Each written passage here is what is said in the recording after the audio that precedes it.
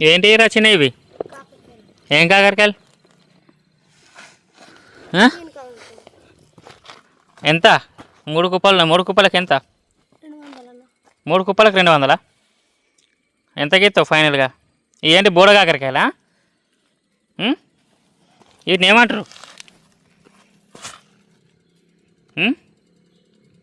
మేమైతే కాకరకాయలు అంటాం. ఎంతకు అమ్ముతావు? 200 మొత్తం 200. 100 రూపాయలు కుప్ప. ఇది 50, ఇది 100 రూపాయలు పెద్దది.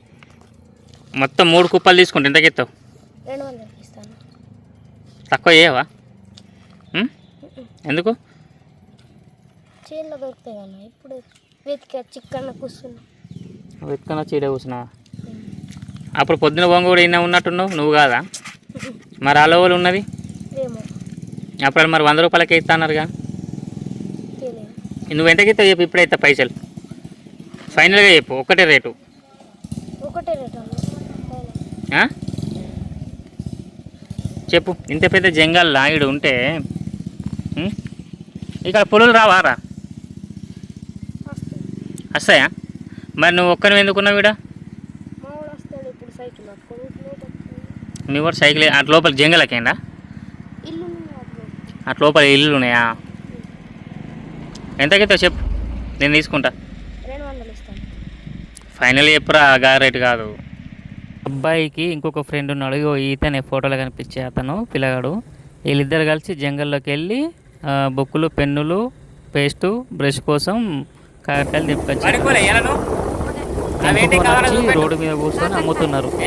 చాలా బాధ అనిపించింది.